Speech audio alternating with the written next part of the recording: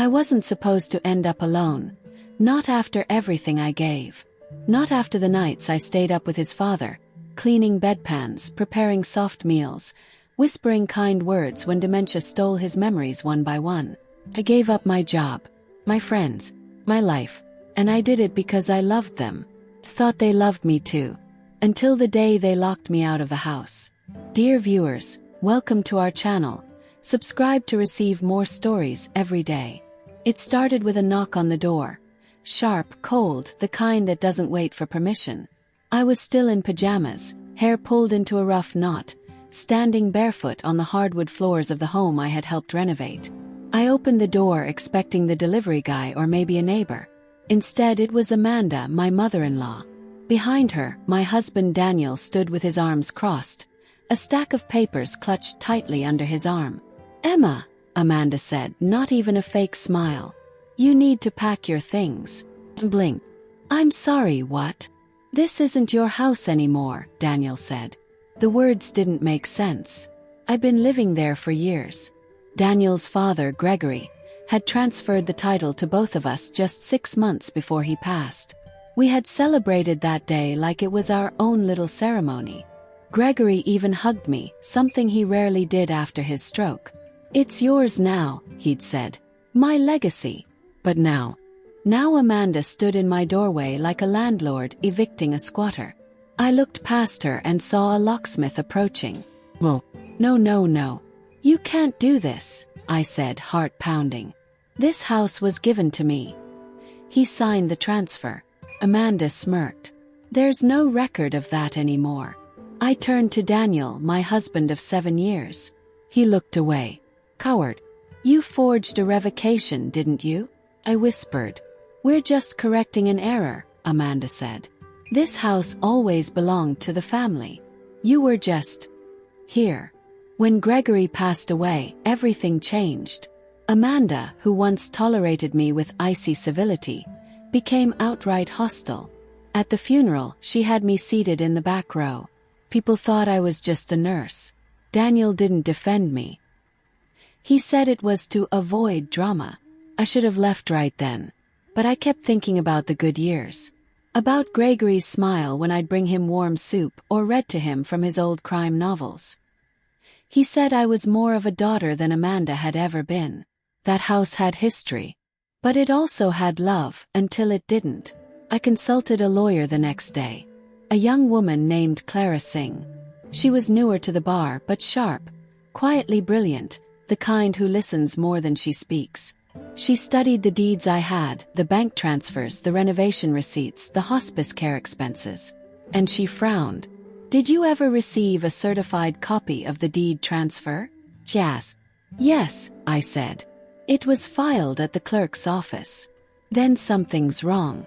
Their legal team's claiming there's no valid deed. That your name was never added." Clara leaned back. "That only happens if someone intervened after the filing. And someone with influence." Amanda, of course. She had friends in local government. Her brother worked at the records office. "So you think it was deleted?" Clara nodded. "Or overwritten. But we'll find out." The next week was a nightmare. Every record I thought I had vanished. Bank statements. Frozen under Daniel's name. House documents. Lost. Digital backups. Passwords changed. Even Gregory's old emails had been scrubbed. "Don't worry," Clara said.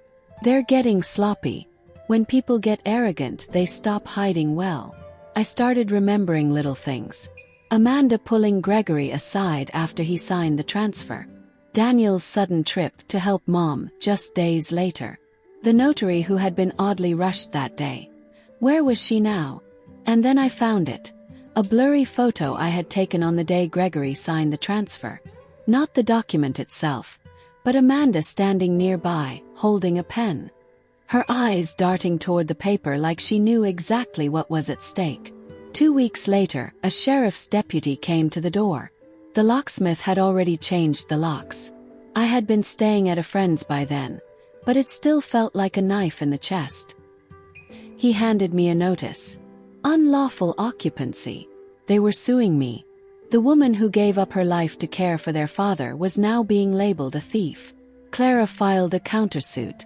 It was risky. If we lost, I'd owe legal fees I couldn't afford. But she had a theory. If the original transfer was signed while Gregory was mentally competent, and if the revocation happened while he was not, then we have a case. But how do we prove he was incompetent during the revocation? Clara tapped her pen against the table. Medical records. Timeline. And something else. She trailed off. You said Amanda signed something the day of the transfer? Yes. Then maybe we don't need to prove anything else. We just need her signature. The notary had vanished. Her office was closed, her phone disconnected. But we found a forwarding address through a florist. Yes, a florist. I had remembered sending flowers to Gregory once and using her as a delivery contact. Her name was Julia Price, and she was living in a small town 3 hours away. I drove out there myself. Clara said it was better if I didn't mention lawyers at first. Julia was warm, soft-spoken, and hesitant. At first, she didn't remember the day. But when I showed her the photo of Amanda hovering near the deed, something flickered. I remember that woman, she said. She was angry. She didn't want your name added. Did she sign anything? Julia hesitated. She signed as a witness. But she took her copy. Did you keep yours? She opened a metal file cabinet. Slowly, dust rising like ghosts. I think I might. She pulled out a thin folder and handed it to me. And there it was, Amanda's signature, dated, witnessing the very transfer she claimed never happened. Back in Clara's office, she smiled for the first time in weeks. This, she said, holding the page like it was a golden ticket, changes everything. But they'll say it's fake. They can try. But Amanda's handwriting is on file from her bank, from past affidavits. We'll get it authenticated. The case was back on, and I was ready to fight. I don't think Amanda realized I'd come back. She assumed I'd vanish, humiliated, broke, powerless. That I'd just crawl away like an embarrassment they could forget. But grief does something strange to you. When you lose someone like Gregory, someone who treated you like family when no one else would. You don't just grieve the person. You grieve the silence left in their place. And silence, it's the best place to sharpen your weapons. Now I had one. Amanda's signature. Undeniable, authenticated, dated. On the very transfer deed they claimed never existed. Clara filed a motion that week. The court date was set. That's when the lies started. First, it was whispered rumors. Emma manipulated a sick man for property. Emma was obsessed with being part of the family. Emma never really loved Gregory. Then came the more dangerous ones. A former co-worker reached out and asked if I really had been fired from hospice care for overstepping boundaries. What? I hadn't worked there in years. Clara traced it to a concerned citizen, who had called the state board and filed an anonymous complaint. Amanda. The woman had time to build her lies like a palace. But she didn't expect one thing. I wasn't scared anymore. The first legal face-off was during Amanda's deposition.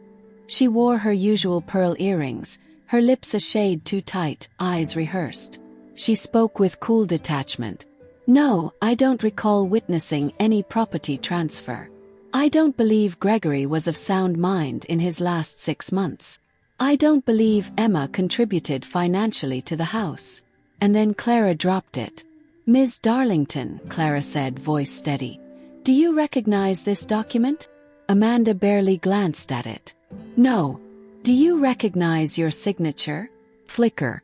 Just a moment. A twitch of the mouth. That could be anyone's. We've submitted handwriting verification, Clara said. Your bank records from 3 years ago contain an identical signature. Would you like us to call in the expert now? Or wait until trial? Amanda didn't answer. She reached for her water, hands not quite as steady now. After the deposition, Daniel called me.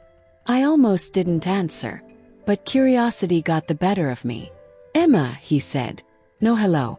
No apology. Just that. What do you want? You're really going through with this? Yes. He was silent. Then, "You don't have to destroy her." I laughed. "She tried to erase me, Daniel. She's still my mother. And you're still a coward." He didn't deny it. "She made me think you were trying to take everything. That you didn't care about the family." "I was the family. I was the only one who cared for Gregory when you all disappeared." Silence again. Then, "What if I testify?" Clara and I met with Daniel the following Tuesday in a neutral law office. He looked thinner. Guilt wears the body down faster than illness. He brought a manila folder and slid it across the table. "I didn't know what she was doing at first," he said. "But I didn't stop it either. I was afraid." Inside the folder were Gregory's medical reports, copies Amanda had kept. One caught Clara's eye. This is the revocation form they used to overwrite the original deed. It's dated after Gregory was admitted to palliative care and declared legally incapacitated. Clara flipped through pages. "And here," she whispered, "is the attending physician's declaration of mental decline. It's dated 2 weeks before the revocation Amanda submitted." My hand shook. This was it. This was proof. The courtroom was quiet. Not the kind of quiet that comes from respect, but the kind that comes from anticipation. Eyes watched from every bench. Amanda arrived in designer beige. Daniel sat 2 rows back, not beside her. I took the stand first. Clara walked me through the history. How I'd met Gregory, how I cared for him, the improvements I made to the house, the day of the deed signing. Then she placed the signed witness copy in front of the judge. Amanda's lawyer objected, claimed it was out of context. But Clara was ready. She handed over the handwriting verification. Then the attending physician's medical report. Then, icing on the cake, Gregory's own video message. A clip we didn't even expect to find. It had come from an old tablet I found while sorting my storage unit. Gregory used to record short messages to help with his speech therapy. But this one was different. He looked right into the camera. "If anything happens to me, Emma should keep the house. She's the only reason I got to die in my home, not a hospital. Amanda doesn't know the meaning of care. But Emma does." I cried the moment Clara played it. So did 2 jurors. Amanda's mouth twisted like she'd swallowed acid. Amanda tried to stay composed. Her lawyer painted her as a concerned daughter, who simply wanted to correct an administrative error. But when the judge asked why she hadn't brought up the revocation until after Gregory's death, her answer faltered. "I didn't know. I wasn't aware. I only acted after his passing." Clara stood. "Then why did your brother request the revocation be filed 2 days before Gregory died?" Amanda looked stunned. "How would I know what he filed?" "Because here's a text message from your phone," Clara said, lifting the transcript. "Telling him, make sure the old deed is replaced before Dad's gone. Emma doesn't deserve the house." Amanda's face turned white. When Daniel walked to the stand, Amanda looked at him with fire in her eyes. He didn't meet her gaze. He spoke softly but clearly. "I knew about the original deed. I watched my dad sign it. Emma was always supposed to have the house. My mother didn't like that. She said it would split the family. I didn't fight her then. I should have." He looked at me. "I'm sorry." For once, the courtroom believed him.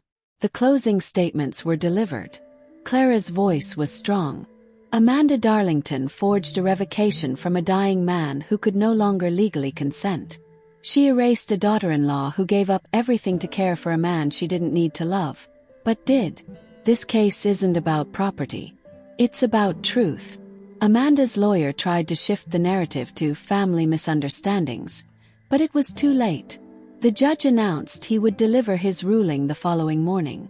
The courtroom emptied. I walked past Amanda as she stood in the hallway. She didn't look angry anymore, just afraid. The courthouse steps were cold beneath me as I sat, fingers clenched around a paper coffee cup I hadn't touched. The sky was a hard metallic gray. No birds, no wind, just stillness. That kind of heavy quiet that sinks into your chest and makes it hard to breathe. I was waiting, For the ruling that would decide whether the last 3 years of my life had meant anything. Clara sat beside me, calm but focused. She didn't talk unless she had something to say. I liked that about her. "I've done everything I could," she said at last. "But you know how judges can be. Even with everything we presented." "She stole from a dying man," I said. "And tried to make me disappear." Clara nodded. "And today," she said, "you get to speak last." Everyone returned to the courtroom like it was a funeral procession. Amanda walked in with her chin high, dressed in black like she was the widow. Daniel entered behind her, separate, quiet. He didn't sit with her. I stood beside Clara at the front. I could feel the eyes. Half of them waiting for a scandal, the other half waiting for justice. Judge Evers took his seat. A tall man with a flat voice, but intelligent eyes. He shuffled papers, cleared his throat, then looked out across the room. "The court has reviewed the evidence. This includes testimony, notarized documents, medical records, and digital communication logs submitted by both parties." Amanda smoothed her skirt. The deed transfer in question was originally filed 6 months before Gregory Darlington's death. The defense's claim that the transfer was invalid due to Gregory's mental incompetence is contradicted by multiple professional assessments and by Gregory's own recorded statement. She flinched. Furthermore, the revocation of deed submitted posthumously was signed during a period in which Mr. Darlington was under full-time palliative care and declared medically incapacitated.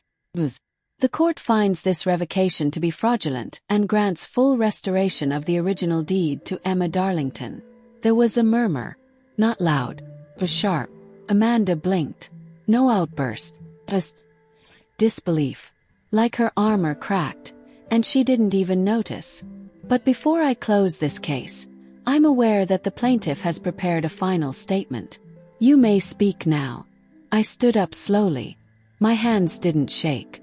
I looked at Amanda and then at Daniel. "I wasn't supposed to be here," I began. "Not in this courtroom. Not in this fight. I should be at home, our home. The one I cooked in, cleaned in, slept in, laughed in." Held Gregory's hand in while he slipped away. People leaned forward. I should be mourning him. Instead, I had to defend myself against the very people who left when he needed them most. Amanda narrowed her eyes. But I wasn't speaking to her anymore. This wasn't about property. It was about dignity. About the right to be remembered, respected, and not erased. And then I said it. "You didn't just forge a signature, Amanda. You tried to erase mine. But the difference is, mine was built through love. Yours was built through lies." The room was still. Even the judge looked like he hadn't expected that. Amanda didn't reply. She couldn't. Clara and I walked out into the open air like we were finally breathing after being underwater for months. "Do you think she'll appeal?" "Yes." "She won't," Clara said. "Too much exposure. Fraud charges are still a risk if she pushes." He nodded. "Then I guess I go home." "You win," Clara corrected.